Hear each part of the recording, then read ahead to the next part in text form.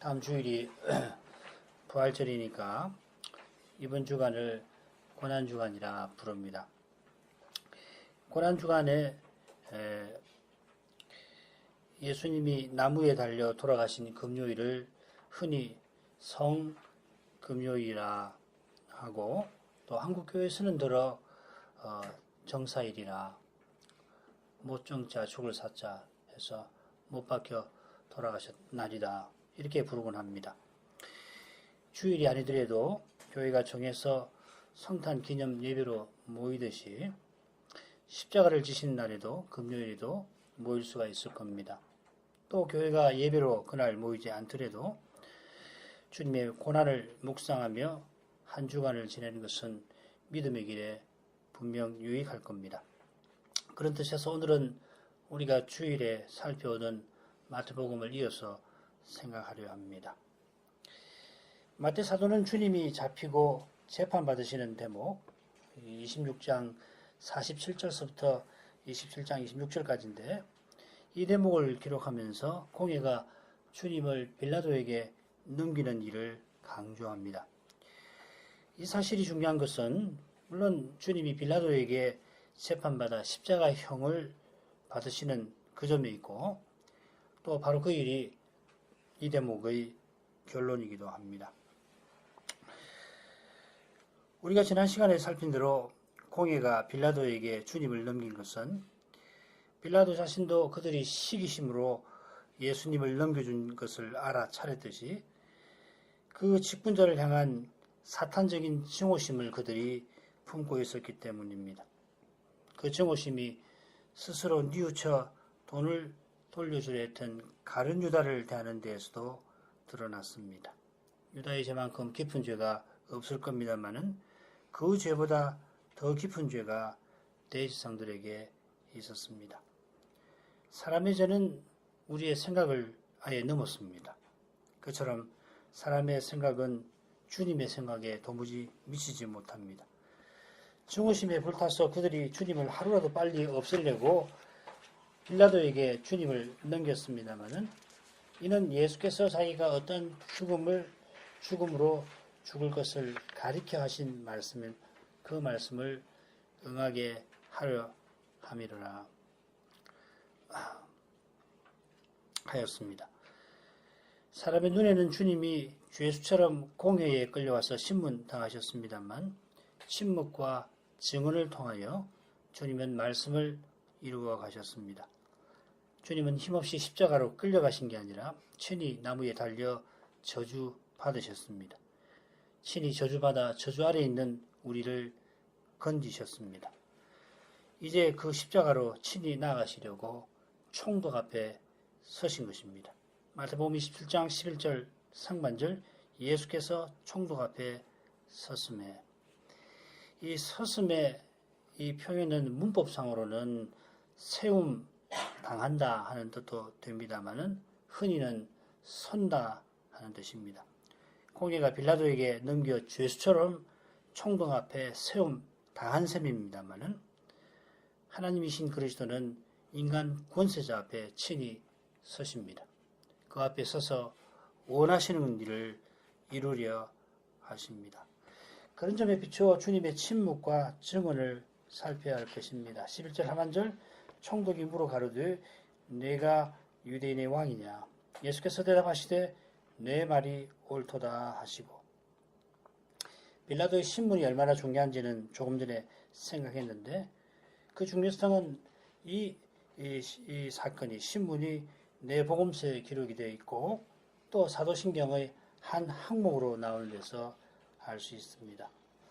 마태복음만 보면 빌라도가 대뜸 네가 유대인의 왕이냐 이렇게 묻는 것 같습니다만, 주님을 끌고 왔던 공회의 고소 내용을 확인하는 겁니다. 누가복음 23장 1, 2절, 무리가 다 일어나 예수를 빌라도에게 끌고 가서 고소하여 가로되 우리가 이 사람을 보매 우리 백성을 미혹하고 가이사에게 세 바치는 것을 금하며 자칭 왕 그리스도라 하더이다. 우리가 지난 시간에 살핀 내용에 비추면 공회가 거짓 증인들이라는 것이 드러납니다. 우리 백성을 미혹하는 그것은 천번만번 양보해서 우리가 보매한 대로 그들의 주관적인 생각이라 봐줄 수가 있습니다만 예수님이 가이사에게 세 바치는 것을 금하신 일이 없습니다. 더욱이 자칭 왕 그리스도라고 한 고소 내용은 그들의 선과도 다릅니다. 주님은 그리스도냐? 공의가 묻는 말에 분명하게 내가 그렇다고 시인하시지 않았습니다.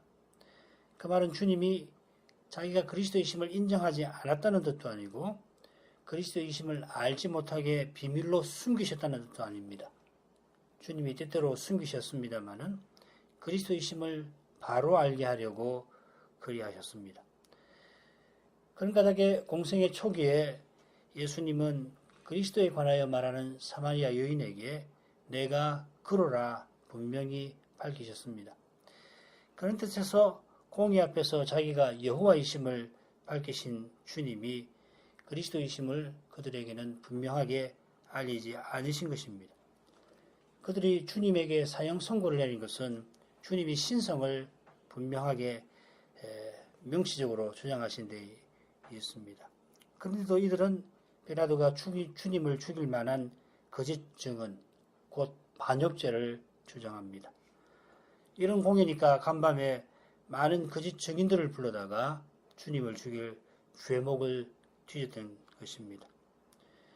주님은 빌라도의 물으면은 내가 옳도다, 네가 말하는도다 하고 대답하십니다. 공간복음에는 주님의 대답이 간단히 언급되어 있습니다만은 요한복음은 좀 더 자세합니다. 요한복음 18장 33절부터 읽겠습니다. 이에 빌라도가 다시 관정에 들어가 예수를 불러 가로되 내가 유대인의 왕이냐? 예수께서 대답하시되 이는 내가 스스로 하는 말이뇨? 다른 사람들이 나를 대하여 내게 한 말이뇨? 빌라도가 대답하되 내가 유대인이냐? 내 나라 사람과 대주상들이 너를 내게 넘겼으니 내가 무엇을 하였느냐?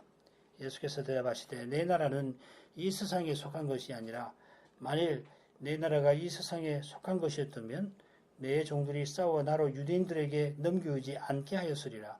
이제 내 나라는 여기에 속한 것이 아니니라. 빌라도가 가로되 그러면 내가 왕이 아니냐? 예수께서 대답하시되 내 말과 같이 내가 왕이니라. 내가 이를 위하여 났으며 이를 위하여 세상에 왔나니 곧 진리에 대하여 증거하려 함이로라. 무릇 진리에 속한 자는 내 소리를 듣느니라 하신대. 빌라도가 다시 관정에 들어간 건 잠시 관정에서 나왔던 것을 가리키는데 그 이유가 그 위에 28절에 나옵니다. 공회가 더럽힘을 받지 아니하고 유월절 잔치를 먹고자 하여 관정에 들어가지 아니했기 때문에 푸드풀 빌라도가 밖으로 나가서 그들의 고소를 받았던 겁니다. 겉으로는 경건의 허울을 뒤집어 쓰고 있지만은 추악한 증오심이 그 속에 감춰 있었습니다. 그런 걸 눈치챘는지 빌라도는 저를 데려다가 너희 법대로 재판하라고 합니다. 그러나 그들은 예수님이 로마 제국의 반역죄를 범했다고 고소하며 당신에게 넘깁니다 했습니다.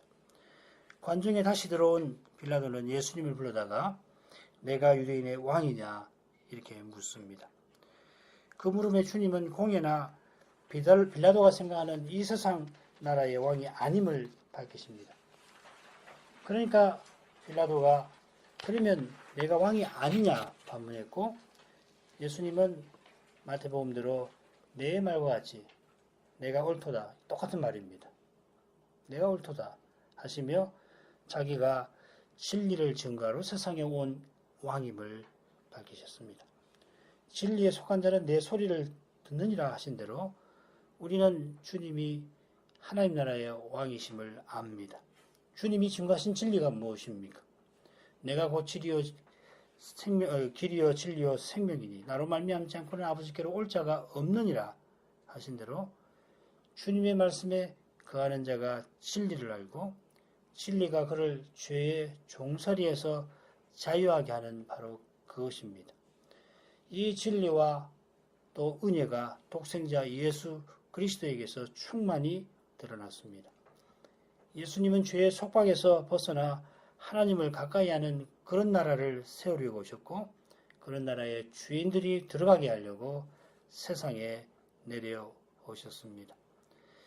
마태가 주님의 탄생을 기록할 때 주님이 다윗의 후손이심을 교훈했는데 주님은 다윗의 위에 앉으실 분으로서 자기 백성을 그 죄에서 건지시려고 빌라도 앞에서는 유대인의 왕이심을 시인하신 것입니다. 빌라도는 주님의 말씀을 듣고 진리가 무엇이냐 물음만 던지고는 밖으로 나가서 공연들어 나는 그에게서 아무 죄를 찾지 못하노라 합니다. 이것이 마태복음 27장 12절 이하에 나오는 내용입니다. 12절부터 14절 대제사장들과 장로들에게 고소를 당하되 아무 대답도 아니하시는지라. 이에 빌라도가 이르되 저희가 너를 쳐서 얼마나 많은 것으로 증거하는지 듣지 못하느냐 하되 한마디도 대답지 아니하시니 총독이 심히 기이 여기더라. 빌라도의 말을 듣고는 대제사장들과 장로들이 예수님을 고소합니다. 그 내용이 누가복음에 이렇게 나옵니다. 누가복음 23장 4절 5절 빌라도가 대제사장들과 무리에게 이르되 내가 보니 이 사람에게 죄가 없도다 하니 무리가 더욱 굳세게 말하되 저가 온 유대에서 가르치고 갈릴리에서부터 시작하여 여기까지 와서 백성을 소동케 하나이다. 사절이 요한복음 18장 38절과 같습니다. 대제사장들과 장로들은 백성을 소동케 한다. 소란죄, 반란죄지요. 소동케 한다며 총독인 빌라도가 가장 싫어하는 일, 두려워하는 일을 들어서 주님을 고소합니다. 오직 예수님을 죽이려는 악한 생각에 그들이 사로잡혀 있습니다. 주님은 하나님 나라를 전하시고 그 나라에 들어갈 길을 열려고 하셨는데 주님의 고귀한 생애를 요약하면서 그것을 선동이라 한마디로 비난합니다. 그러나 선동은 조금 후에 대제사장들이 저질렀습니다. 그들은 주님을 죽이려고 바나바를 풀어달라 하라 하면서 백성들을 충동, 선동하였습니다. 똑같은 말이 마가복음 15장 11절에 나옵니다. 빌라도가 그 말을 듣고 저가 갈릴리 사람이냐 반문하고는 마침 갈릴리를 다스리던 헤롯이 예루살렘에 있다는 것을 알고는 헤롯에게 예수님을 보냅니다. 이 헤롯은 예수님을 보고는 혹시 이적을 행하실까, 이 행하심을 볼까 하면서 예수님에게 질문을 합니다마는 주님은 실로 한가로운 헤롯에게 침묵을 지키셨습니다. 거기까지 따라온 대제사장들과 서기관들이 헤롯 앞에서 힘써 고소합니다. 공의가 얼마나 예수님을 죽이려 하는지 실로 두렵습니다. 헤롯이 침묵하시는 주님을 희롱하며 멸시하며 희롱하고 빛난 옷을 입혀서 빌라도에게 도로 보냅니다. 그런 다음에 빌라도가 공회와 백성을 모으고는 너희의 고소하는 일에 대하여 이 사람에게서 죄를 찾지 못하였고 헤롯이 또한 그렇게 하여 저를 우리에게 도로 보내었도다. 보라 저의 행한 것은 죽일 일이 없느니라. 그러므로 때려서 놓겠노라 하고 말합니다. 이런 걸 보면 마태복음 27장 12, 13절에 나온 대제사장들과 장로들의 고소들은 빌라도가 헤롯에게 주님을 보내기 전에 관정에서 한 것으로 보입니다. 아울러서 헤롯 앞에서 한 것도 포함할 수가 있을 것 같습니다. 방금 빌라도가 헤롯의 일을 보고받은 것을 백성들 앞에 밝힌 대로 헤롯 역시도 공회의 고소들을 들었어도 주님을 죽일 죄를 찾질 못한 것입니다. 그들의 고소에 주님은 아무 대답도 아니하셨습니다. 그걸 본 빌라도가 자기를 변호하시지 않는 주님을 심히 기이하게 여겼습니다. 빌라도 보기에도 대제사장들과 장로들과 서기관들의 고소는 허점이 많은 데다가 매우 악의적입니다. 그런 고소를 주님이 얼마든지 반박하실 만한데 한마디도 대답지 않으셨습니다. 주님이 대답지 않으신 것은 간밤에 거짓 증인들의 거짓 증거들이 쏟아질 때에 침묵하셨던 것과 마찬가지로 공회의 거짓 때문에 억울하게 십자가에 달리시지 않고 그리스도로서 십자가로 나아가시기 위함입니다. 이번에는 공회가 특별히 선동죄로 주님을 몰아 빌라도들어 주님을 죽이게 만들려 했습니다. 주님께서 그나마 말이 통하는 빌라도에게는 유대인의 왕이심을 밝히셨습니다마는 반대로 언약의 직분자들에게는 침묵을 지키셨습니다. 주님이 탄생하시는 때에 그들이 헤롯 대왕 편에 서서 유대인의 왕을 죽이려 하더니 지금도 마찬가지입니다. 그들이 유월절 잔치에 참가하기 위해서 경건의 허울을 둘러섰습니다마는 구약 예언의 절정인 저 고귀한 직분을 들어서 유대인의 왕이라고 하는 그 직분을 들어서 이방인 통치자에게 영원한 왕을 고소하였습니다. 그런 악한 곳에 주님이 대꾸조차 하실 수 없습니다. 조금도 그런 악한 일에 연관되실 수 없습니다. 주님은 우리를 위하여 하나님 말씀을 온전히 이루어 우리 대신 십자가를 지시려 하십니다.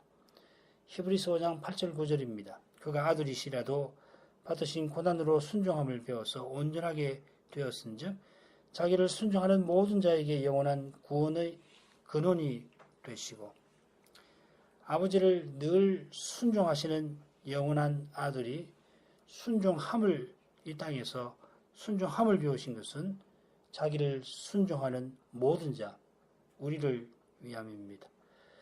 불순종하던 죄인들, 우리를 대신하여 영원하신 아들이 순종하셨는데 그 길에서 예수님은 우리를 위하여 고난 받으셨습니다. 여기에 주님이 온전하게 되심이 있습니다. 고난받고 순종으로 온전하게 되셨습니다. 이 히브리서에서 온전하게 되시면 특별히 주님과 관련해서는 영원한 대지상 되심과 같다고 보시면 됩니다. 온전하게 되셨다 하는 말은 십자가 지신 주님이 하늘 성소에 들어가 아버지 우편에 앉으셨다는 말입니다. 이것이 바로 영원한 구원의 근원이 되심입니다. 누구든지 이 그리스도를 순종하는 자, 곧 그리스도를 믿는 자, 히브리서 3, 4장에는 특별히 믿는 것과 순종하는 것을 같이 말하고 있지 않습니까? 예수님을 순종하는 자, 곧 믿는 자는 거룩하게 하시는 그리스도 안에서 거룩하게 함을 입은 자들이고 그렇게 형제죠. 그리스도는 이 거룩하게 하신 자들을 영원히 온전케 하십니다. 이 표현들은 우리가 영원한 대지상을 통하여 영원히 하나님에게 나가는 것, 영원히 하나님의 영광에 들어가는 것을 뜻합니다. 우리가 참으로 교회로서 예배한다면 또 우리가 각각 마땅히 구할 바를 알지 못한 채로 그저 아바 아버지라고 부르짖는다면 우리의 영원한 대지상이 우리를 아버지 가까이에 나아가게 해주시는 증거입니다.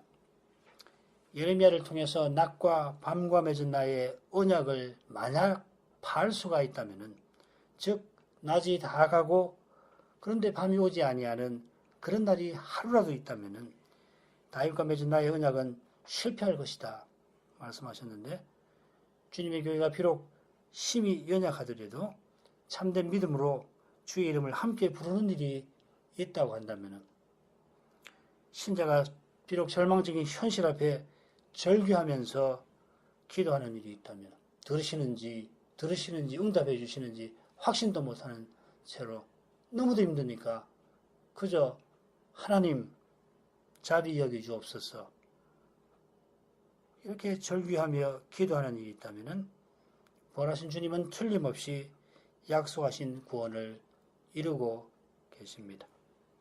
교회의 참된 예배와 신자의 참된 기도가 말씀이 맺는 분명한 열매입니다. 그 말씀이 이루어져가는 증거입니다. 그리고 이것이 빌라도가 생각했던 것보다도 더 기이한 일입니다.